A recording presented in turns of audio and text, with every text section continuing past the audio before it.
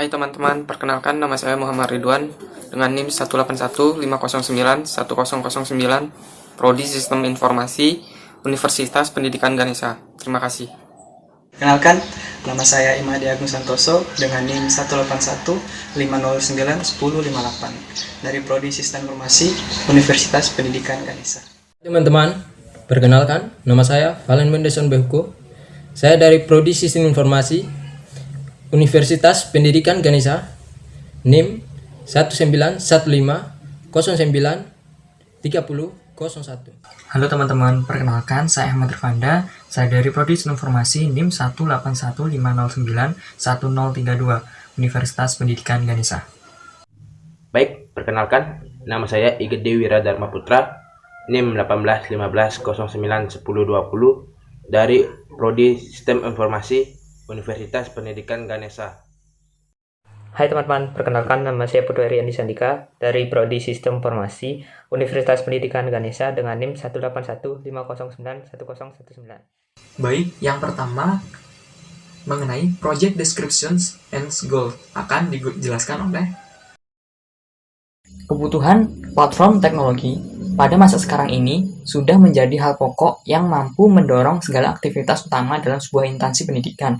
Hal tersebut dapat terlihat ketika semakin merambahnya teknologi di seluruh lapisan masyarakat, termasuk tenaga pendidik yang memberikan segala upaya-upaya mengajar menggunakan teknologi digital. Dengan manfaatkan teknologi yang ada dan dapat diakses oleh seluruh warga sekolah, penggunaan teknologi tepat guna sangat mempermudah akses perpindahan informasi dan teknologi yang digunakan dalam proses kegiatan belajar mengajar. Dalam sebuah instansi pendidikan, sistem informasi akademik sekolah yang dapat memberikan kemudahan bagi siswa maupun tenaga pengajar di dalam sebuah sekolah untuk memudahkan proses belajar mengajar sangatlah diperlukan, di mana hal tersebut mampu memberikan jembatan penghubung yang sangat transparan terhadap setiap sistem pendidikan yang diterapkan di sebuah sekolah tersebut. Hal itu dapat ditunjukkan dengan informasi-informasi yang disampaikan ataupun sistem akademik yang disampaikan dalam sebuah sekolah tersebut, apakah dapat berjalan dengan lancar ataupun tidak. Dalam kasus ini, kami tidak melihat adanya sistem yang serupa yang diterapkan di SMK N1 Seririt Buleleng, sehingga mendorong kami untuk membantu menyelesaikan beberapa permasalahan yang dihadapi sekolah tersebut dan mengembangkan sistem informasi akademik dan e-learning yang dapat dikembangkan di sekolah tersebut. Dalam pengembangannya, sistem informasi akademik dan e-learning ini diharapkan mampu mempermudah akses belajar, akses pantau kegiatan belajar mengajar dan ekstrakurikuler bersama wali murid, dan akses pembayaran segala bentuk pengeluaran oleh siswa yang dapat dimonitoring dan dibayarkan melalui sistem secara manual dan secara elektronik. Guru di sekolah juga dapat melakukan presensi, sehingga kevalitan antara kehadiran siswa yang ada di sekolah dengan yang ada di sistem dapat dipertanggungjawabkan dengan baik. Hal tersebut juga mendorong kami untuk memberikan pelayanan yang terbaik terhadap sistem yang akan dikembangkan. Bagaimana sistem dapat diakses oleh seluruh masyarakat yang ada di sekolah maupun masyarakat luar ataupun wali murid yang ada di rumah dengan cara login ataupun dengan cara tidak login, hanya melihat-lihat halaman awal dari sistem tersebut. Halaman yang dapat diakses yaitu berupa informasi mengenai bagaimana keadaan sekolah, informasi gedung, dan bagaimana penjelasan sekolah terkait dengan akreditasi. Kemudian halaman yang dapat diakses dengan cara login yaitu mengenai akses yang diberikan oleh wali murid terkait dengan akses pantau siswa yang ada di sekolah dengan akses login siswa yang ada di sekolah dengan yang dapat melakukan proses akademik yang ada di sekolah tersebut.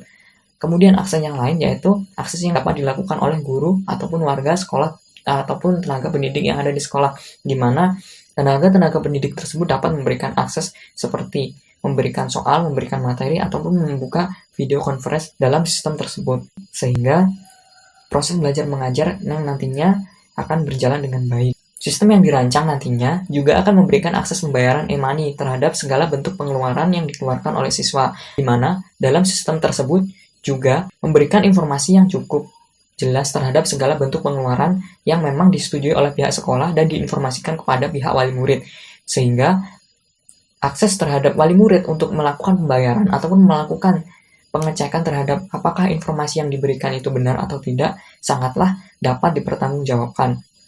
Seperti itu. Wali murid juga dapat memberikan akses pembayaran secara langsung atau secara e-money terhadap sistem yang ada. Sehingga nantinya wali murid juga akan memberikan pembayaran yang pas tanpa adanya keraguan terhadap siswa yang memberikan informasi dari sekolah maupun informasi yang dihasilkan oleh sistem, sehingga keduanya adalah informasi yang sangat valid. Hal tersebut digunakan untuk menanggulangi adanya kenakalan remaja pada saat ini, di mana remaja dapat memberikan informasi-informasi yang tidak terpercaya terkait dengan pembayaran yang ada di sekolah ataupun hal-hal lain yang terkait dengan proses belajar mengajar di sekolah. Sistem yang akan kami rancang ini nantinya juga dapat menghasilkan laporan hasil belajar yang dapat diakses oleh wali murid ataupun yang dapat diunduh oleh siswa pada bagian sistem informasi akademik. Hal tersebut digunakan untuk mengurangi adanya penggunaan kertas pada setiap akhir jenjang semesternya ataupun pada saat ketika siswa tersebut setelah melaksanakan UTS atau ujian tengah semester. Hal ini telah kami rancang sedemikian rupa agar sistem yang akan digunakan nantinya mudah dipahami oleh siswa maupun wali murid, digunakan untuk akses pantau yang ada di dalam sebuah sistem tersebut.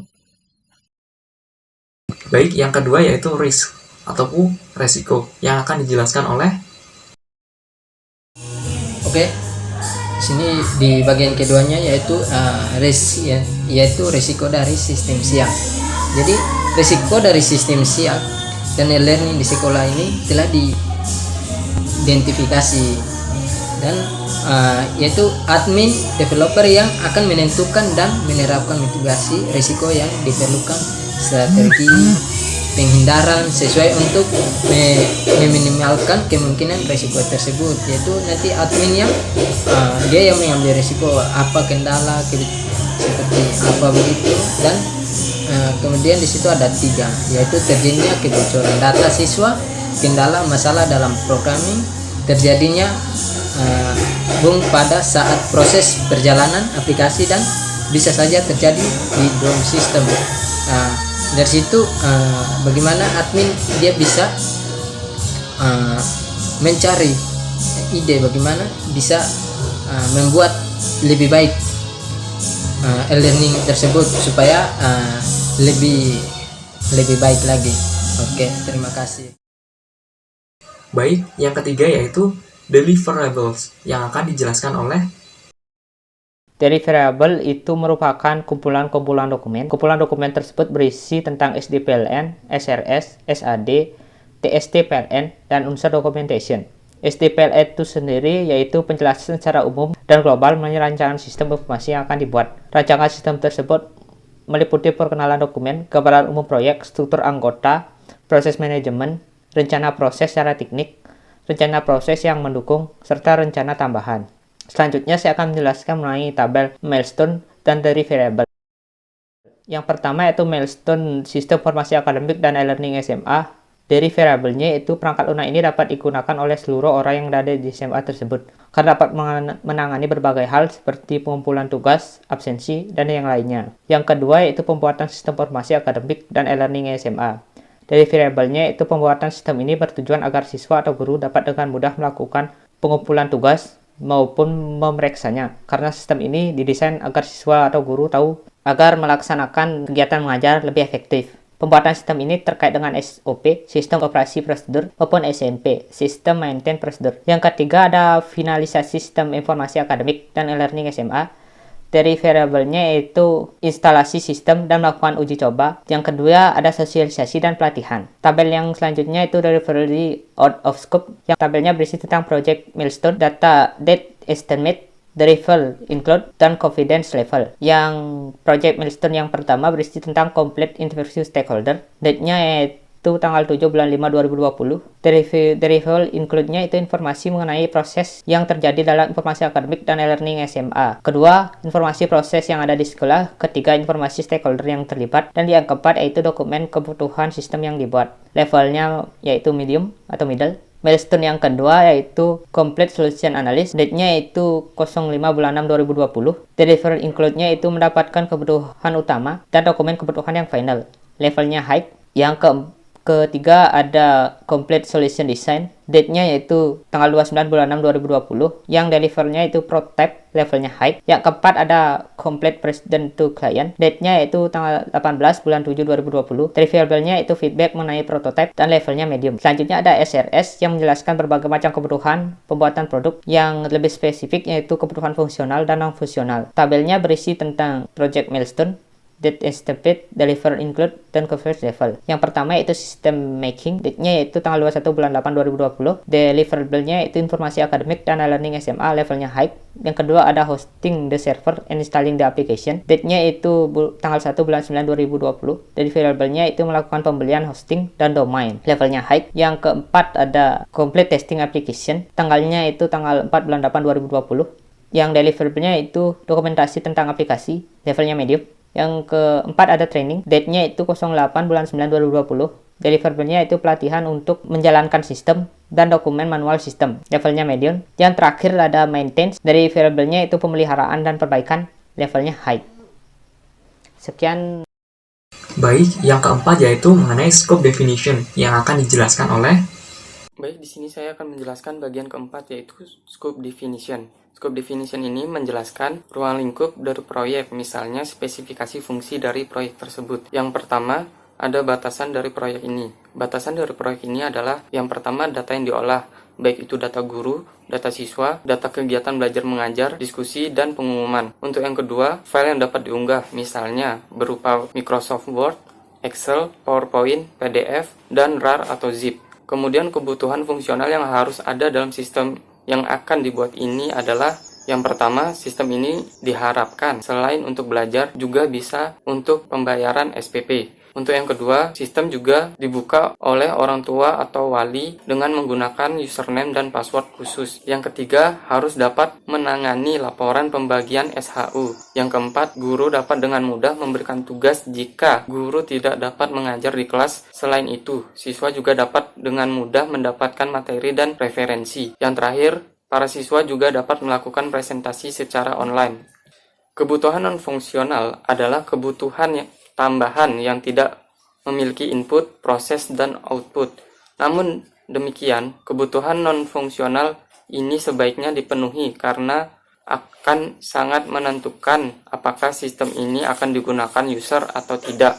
Kebutuhan non-fungsional ini dapat dikategorikan berdasarkan PIS framework. Yang pertama, berdasarkan performanya. Sistem SIA dan e-learning ini diharapkan dapat mempermudah garis koordinasi manajemen setiap pengguna selama proses kegiatan belajar mengajar. Yang kedua, berdasarkan informasi dari PRIS framework, yaitu adanya integritasi data. Yang ketiga, ada segi pengontrolan yang diinginkan user, yaitu pengontrolan sistem yang diinginkan user antara lain adalah sistem dapat mempermudah dalam pengambilan keputusan oleh pihak guru dalam waktu yang cepat. Kemudian yang terakhir, dari kebutuhan dari segi efisiensi, yaitu sistem dapat diharapkan mempercepat dalam pengaksesan data dan mempermudah pihak siswa dalam mengetahui kondisi akunnya dalam keadaan yang stabil atau tidak. Sekian penjelasan dari scope definition. Terima kasih. Baik, yang selanjutnya yaitu. Yang kelima itu ada project milestone. Pada bagian ini menjelaskan gambaran umum terkait jadwal proyek yang akan dikerjakan. Diawali oleh project start, yang ditargetkan selesai tanggal 7 bulan April 2020. Lalu dilanjutkan oleh Complete Solution Analysis, yaitu analis solusi lengkap, yang ditargetkan selesai tanggal 5 bulan Mei 2020. Lalu ada Complete Solution Design, yaitu desain solusi lengkap, yang ditargetkan selesai tanggal 19 bulan Mei 2020. Lalu ada Complete Solution Simulation with Software, yaitu simulasi solusi lengkap dengan perangkat lunak, yang ditargetkan selesai tanggal 26 bulan Mei 2020. Dilanjutkan oleh Complete Solution Simulation and Testing, yaitu simulasi solusi lengkap dengan pengujian, yang ditargetkan selesai tanggal 9 bulan Juni 2020. Lalu ada Complete Instalasi Software, yaitu perangkat lunak instalasi lengkap, yang ditargetkan selesai tanggal 26 bulan Juni 2020. Dan Project Complete, yaitu proyek lengkap, yang ditargetkan selesai tanggal 30 bulan Juni 2020. Baik, yang selanjutnya yaitu budget summary yang akan dijelaskan oleh. Yang keenam ada budget summary. Pada bagian ini menjelaskan terkait pembiayaan proyek secara ringkas. Tabel berikut ini berisikan anggaran berdasarkan komponen biaya yang telah direncanakan dan perkiraan biaya yang diperlukan untuk keberhasilan penyelesaian proyek. Proyek komponen yang pertama yaitu ada survei dan analisa yang diperkirakan menghabiskan anggaran sebesar Rp5.250.000. Lalu ada desain dan implementasi sistem yang diperkirakan menghabiskan anggaran sebesar Rp35.550.000. Lalu selain itu ada biaya lisensi yang menghabiskan anggaran sebesar Rp7.500.000. Lalu ada training aplikasi yang diperkirakan menghabiskan anggaran sebesar Rp3.575.000. Dan ada biaya dokumentasi, yaitu diperkirakan menghabiskan anggaran sebesar Rp8.325.000. Jadi total anggaran yang diperkirakan habis sebesar Rp60.200.000. Baik, yang selanjutnya yaitu pada bagian yang ketujuh ini yaitu assumptions, constraints, dan dependencies membahas mengenai hal-hal yang mendukung sistem, batasan, dan ketergantungan dengan sistem lain jika ada dalam sebuah sistem tersebut. Baik, yang pertama yaitu ketergantungan dengan sistem lain. Jadi sistem e-learning dan SIAK di SMKN 1 Seriut ini ketergantungan dengan sistem yaitu yang pertama yaitu browser, yang kedua yaitu e-money. Jadi bahwasannya nanti sistem ini akan terintegrasi langsung dengan browser ataupun cara mengaksesnya langsung menggunakan browser yang ada pada smartphone ataupun yang ada pada komputer masing-masing. Kemudian yang kedua yaitu untuk melakukan pembayaran sistem ini langsung terhubung dengan e-money. Jadi apabila si pengguna tidak memiliki akun yang terdaftar pada e-banking, bahwasanya nanti akan terdapat nomor rekening yang bisa dilakukan transfer ataupun pembayaran secara manual, baik langsung ke sekolah maupun menggunakan sistem. Kemudian yang kedua yaitu batasan sistem. Batasan sistem ini yaitu yang pertama, user dapat melakukan akses login hanya terdiri dari 3 jenis user, yaitu yang pertama akses yang diberikan oleh warga sekolah yang resmi, yaitu guru, kepala sekolah, dan pengajar yang lain yang ada di dalam sekolah tersebut. Kemudian yang kedua yaitu admin. Kemudian yang ketiga yaitu user dari sisi wali murid dan dari sisi siswa ataupun warga sekolah yang tercatat pada SIAK tersebut. Kemudian asumsi. Asumsi dari sistem ini menurut kami yaitu survei dan penggalian data dilakukan selama 1 minggu dengan narasumber terkait dan individu yang berbeda. Kemudian yang kedua yaitu biaya yang telah ditentukan dalam penyusunan RAB yang telah diberikan dalam sistem ini sudah disetujui oleh pihak sekolah sendiri. Kemudian yang ketiga yaitu penggunaan dokumen persetujuan yang dapat dipertanggungjawabkan penerannya menjadi dasar kami mengembangkan sistem. Jadi sebelum mengembangkan sistem ini kami menandatangani beberapa surat perizinan ataupun beberapa surat yang digunakan sebagai tanda bukti bahwasannya kami bersedia melaksanakan proyek atau mengembangkan sebuah sistem dan pihak sekolah menyetujui bagaimana apabila sistem tersebut dikembangkan dengan budget tersebut dan bagaimana ketentuan-ketentuan yang telah ditentukan di hari-hari sebelumnya. Seperti itu. Sekian. Baik. Kemudian yang kedelapan yaitu organizational structure yang akan dijelaskan oleh di mana sini terdapat 3 tabel, yaitu tabel pertama adalah tabel function, yang kedua tabel nama, dan yang ketiga adalah tabel role.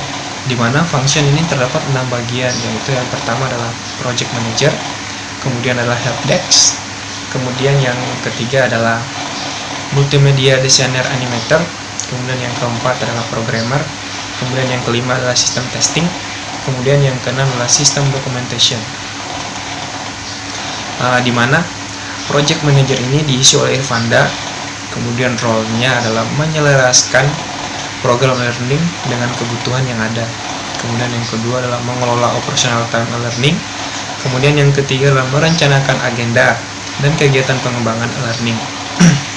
Kemudian yang kedua adalah function help desk yang diisi oleh Agung, di mana role-nya berkoordinasi mengenai pengembangan dan pemeliharaan learning. Kemudian yang kedua adalah menstabilkan dukungan IT untuk learning. Kemudian itu adalah helpdesk atau kontak person learning. Kemudian yang terakhir adalah mengedukasi dan mensosialisasikan learning kepada user. Kemudian ada multimedia designer atau animator yang diisi oleh Harry. Kemudian role-nya adalah digital content, membuat dan mengembangkan konten seperti simulasi, animasi, tes, atau kuis. Kemudian yang terakhir adalah mengupload konten. Kemudian programmer yang diisi oleh Wira, yaitu role-nya membuat atau merencanakan aplikasi yang telah dirancang. Kemudian yang kelima adalah sistem testing, yang dimana diisi oleh Ridwan. Kemudian role-nya adalah membuat test planning untuk implementasi sistem e-learning. Kemudian yang terakhir adalah sistem documentation, di mana di sini diisi oleh Valen. Kemudian role-nya adalah mengontrol keselarasan dan kelengkapan e-learning. Baik, yang selanjutnya yaitu mengenai project authorization yang akan dijelaskan oleh Oke, di sini ada project authorization. Di sini bagaimana kita mau tentukan waktu dan tanggal untuk disetujui oleh manajer dan sponsor. Jadi sini ada approved by project manager, yaitu namanya Ahmad Irfanda. Jadi tanggalnya 7 April 2020, dan approved by project sponsor, yaitu Inyoman Saputra Wahyu Wijaya Eskom, dan tanggalnya itu tanggal 9 April 2020. Oke, sekian dan terima kasih. Di akhir sesi ini, kami akan menampilkan sebuah mockup dari sistem tersebut. Silahkan disimak ya.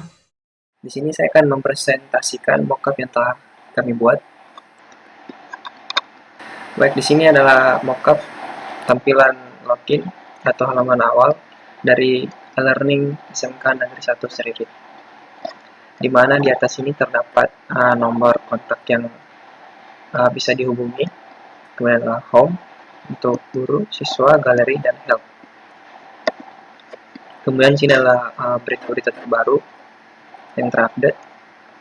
Kemudian di sini ada nama SMK Negeri 1 Seririt. Untuk cara masuknya, siswa diharuskan mengisi username masing-masing. Di sini saya mencontohkannya dengan nama saya. Kemudian passwordnya. Kemudian sini akan menekan login. Nah, inilah tampilan home setelah login, di mana di bagian atas ini terdapat masih sama seperti yang tadi. Cuma perbedaannya adalah tampilan di sini. Atau berita terbarunya terdapat sebelah sini, dan di sini terdapat mata pelajaran kelas 10, kelas 11, kelas 12, dan di bawahnya terdapat nama SMK Negeri 1 Seririt. Di mana sebagai contoh saya akan mengklik kelas 10. Nah, di sini terdapat mata pelajaran kelas 10, bisa dilihat. Kemudian saya akan mengklik salah satu mata pelajaran yang ada. Nah, jika kita mengklik salah satu mata pelajaran, di sini akan muncul sebagian tugas-tugas yang diberikan oleh guru, kemudian materi-materi yang perlu dipelajari, kemudian tugas jika telah dikumpul bisa mencentangnya, kemudian di sini tanggal pengumpulannya, kemudian di keterangannya bisa ditulis ini dikumpulkan atau dipelajari atau untuk di print saja untuk dibawa ke sekolah nantinya. Kemudian jika telah selesai memakai e-learning ini, di sini ada tampilan user, bisa diklik. Nah, ini sebagai contoh, inilah tampilan user yang ada, terdapat nama, kelas, dan alamat. Kemudian jika ingin meng-logout dari akun ini, di sini bisa mengklik logout. Nah, kemudian bisa kembali ke halaman awal, yaitu login. Sekian video pemaparan Project Charter terkait dengan Sistem Informasi Akademik dan E-Learning pada SMKN 1 Seririt Buleleng. Kurang lebihnya mohon maaf. Terima kasih.